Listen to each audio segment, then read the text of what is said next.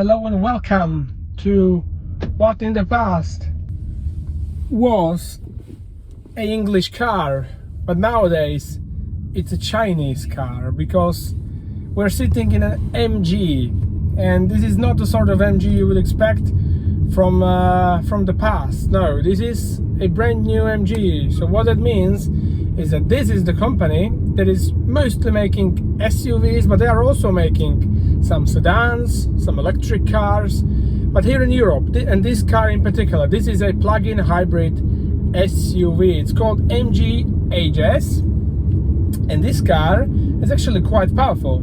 It has 268 horsepower in total. That is developed by the 1.5 liter TGDI engine and a electric motor on the front axle.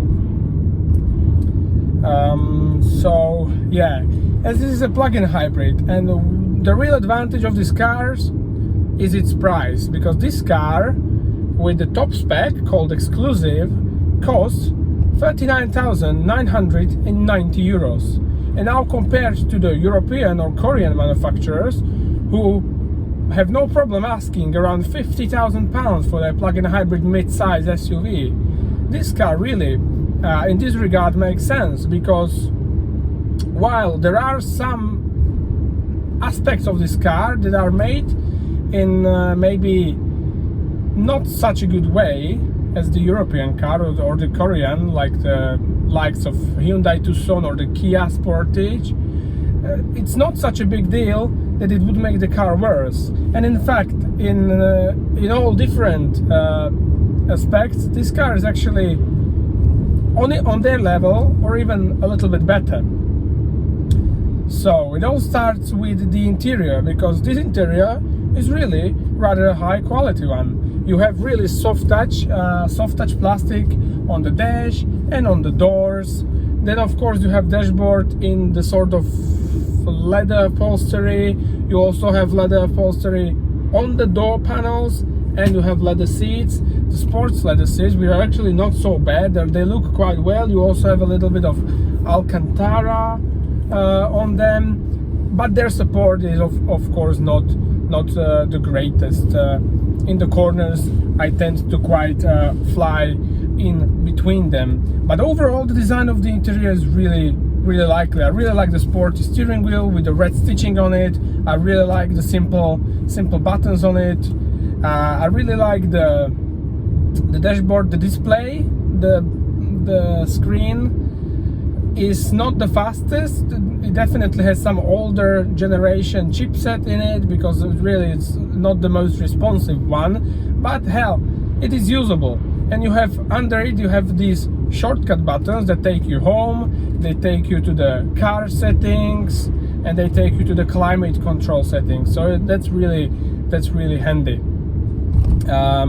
Of course, what this car offers is all sorts of driving assistance. You have this MG Pilot, which can change lanes by itself. It can stop the car by itself, and this sort of stuff, which I don't really use. So yeah. Then of course you also have nice ambient lighting. And by the way, some parts of the dashboard, they look like Mercedes. Some parts they look like BMW. Also, I would say the ambient lighting line looks a little bit like from an older BMW. So yeah, it's a little bit of a mishmash, this interior, but it's really good looking and it's really usable. So I really rather like this. Now, in terms of plug-in hybrid features, so what we have here is a default battery level control, which basically makes the car drive like a hybrid most of the time. It drives like a hybrid in the city, which gives you a good fuel consumption of under 5 liters, 4.2, something like that. And it also drives like a hybrid on the motorway. So unlike other plug-in hybrid cars which I tested, this car on the longer way doesn't drain the battery as a first thing. It drains a little bit of the battery, and then it has the engine running all of the time, but it's sometimes using the battery. So yeah, it's actually something I really like, because that's what was really annoying with other plug-in hybrid SUVs, that they immediately use all of the battery on the motorway, and then you are only driving with 200 kilos plus, and there is no advantages to this. So this behavior I really like. And then you have these other two levels of control. You have something called medium battery level and high battery level. High battery level means that the car is going to charge the battery fully as you're driving by the engine. So yeah, I mean, it could be written here in a more easier manner what this setting does, but as you're driving you get to know it. Yeah, but you also have a dedicated EV button, so you can now I change it and I can drive fully on electric mode if I need to. You also have 360 around of the vehicle cameras, so let's try them. And it doesn't seem to work at the moment. Let's see now. Okay, so it doesn't work when you're driving. That's what I noticed now. And this car is not an off-road, it doesn't have four-wheel drive, it's a front-wheel drive car, but still it has the hill descent control, which is handy in every SUV. Now, in front of me, in front of driver, there is also a digital driver's display, and this digital driver's display is not configurable in terms of design like in other cars, but in the mid section of it, you really can get a lot of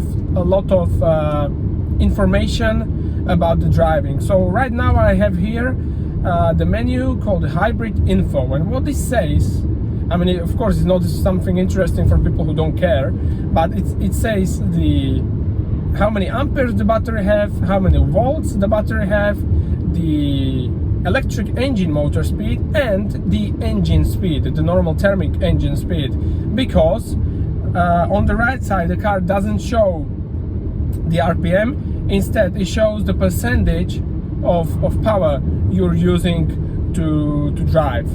So if you want to see the RPM of the engine, you need to look into hybrid info, and now I'm doing 2,500 RPM. So this car, as told by the information letter, should have 10-speed automatic transmission, but it's not a normal like a Ford 10-speed automatic transmission. This car should have 4 gears for the electric motor and 6 gears for the thermic 1.5 TGDI engine.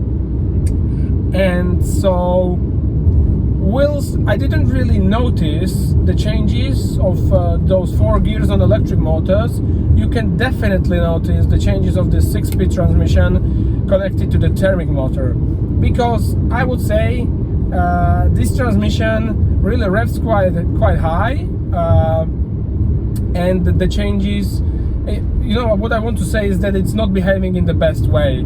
The changes, they take sometimes way too long, and it really revs up the engine in between changes. So, and this isn't very good for the consumption as you're driving. There is also no adjustability in terms of driving modes, so you only put the car into drive and that's it. There is nothing. You cannot change gears manually. So yeah, prepare for this. But it is in some sense it is a little bit liberating. I mean, there is a lot of people who just want to sit and drive, and that they don't want to take control of the car and its consumption. So yeah. Otherwise, in terms of driving, I have to say this MG really has pleasantly surprised me so far, because the steering is really nice, it's really communicative. I can really actually feel quite a lot of the road surface through it. So that's a nice thing, and it's really precise. You can really drive the car through the corners as your intention is. So that's really nice. The suspension also is on a stiffer side. So you feel the road, you feel the surface nicely, but the one thing on the behavior, whilst it's quite stiff, or it feels stiff as you're driving through the bumps, if you go through a compression on the road, oh, there is a dog on the road again, that's insane, man. Oh, poor dog, he's lost. When there is a compression on the road, the car tends to float like a boat a little bit, like 1 or 2 times. when there is a compression, because of course this car weighs 1.8, 1.8 tons. It's not the worst on the plug-in hybrid car. I have definitely driven more heavier cars, but this is the characteristic. And yeah, but otherwise the suspension and the car is very well weight distributed, because you have the normal 12-volt battery in the trunk, as well as the fuses. So they really were thinking how to balance the car nicely in terms of driving, and they really did. You have McPherson in the front, multi-link at the back. So really, there's a lot to like about driving this car. Whilst you have a lot of power, and this car should do 1.0 to 100 around 7 seconds, and it does it. The top speed isn't the highest, it's 190. I mean, someone might say, what more do you need? But if you have a 270 horsepower in a car, I would wish to go sometimes really fast, even if it's an SUV, if you asked me. So yeah, otherwise, in terms of being an SUV, it is really spacious. You have really loads and loads of room in the back. You're sitting, the rear passengers are sitting almost like they were lying there. And the boot is reasonable size. It's definitely not one of the biggest in its class, but it's definitely a usable one. So that is, of course, a good thing. So yeah, and in terms of fuel consumption, I was also driving some long distance driving on the motorway. So let me tell you this. When you're driving really quickly on the motorway, so let's say 150, 160, the fuel consumption is 9.3 liters per 100 kilometers. When you're driving, as the law says, 130, the fuel consumption is 7.8. And in the city, I already told, you can do 4.2. When you have full battery, you can drive for easily 1.5, 1.4, 1.3 liter, because the car, of course, you can opt for driving in EV mode, and the car is then not using the thermic engine. So that's really the point of a plug-in hybrid SUV. And on the B roads, absolutely okay, driving just over 4 liters. So yeah, and in terms when the battery is low like now and the car uses mostly thermic engine, you can still drive for 6 liters per 100 kilometers. So that's really likely. But the overall average I had, let me tell you quickly, is 7.5. And the current journey now, that the battery is 31%, the car is mostly using thermic engine, on the B roads is 6.6 liters. So yeah, it's pretty normal consumption, but considering it's a really heavy car, it's actually really quite good. So yes, well, I would say that would be about this to this car. So let's conclude, let's sum it up, let's conclude the car. So the price is great, it drives really well, the steering is really good, the suspension is really well balanced, you have loads of space, you have really actually nice quality interior, it doesn't feel cheap at all. You have panoramic sunroof. Oh, the only thing I didn't mention is the charging. So ideal thing with the plug-in hybrid cars is to have a fast charging. Last week's car, the Mitsubishi Eclipse Cross, this car had a fast charging, and it's a really good to have it, because you can charge this small, I believe this is 16 kilowatt battery, in around half an hour. But with this car, because it has only the AC charging, 16 amp charging, it takes on a public charging station 4.5 hours, and this really is a long time. This really is a long time. But of course, when you have a wall box at home, you just put it in there, charge it throughout the night, it's no problem. But for me, who doesn't have a wall box, yeah, I only managed to charge it up once over the week, because I simply don't have enough time to wait somewhere for 4.5 hours and let the car be charged. So yeah, but what I believe, that this car really has a lot of potential, and it doesn't show being a Chinese, because this of course was an English brand and people still know it as an English brand. They don't know it's Chinese if you don't tell them. So yeah, and it's got a lot to offer. I mean, honestly, the interior is nice, the drive is really nice, quite comfortable, but still if you're driving it's precise enough, it sits on the road nicely, and the performance is here. 268 horsepower. That's a lot of power when you're overtaking, when you're accelerating, even with the full car of children and family.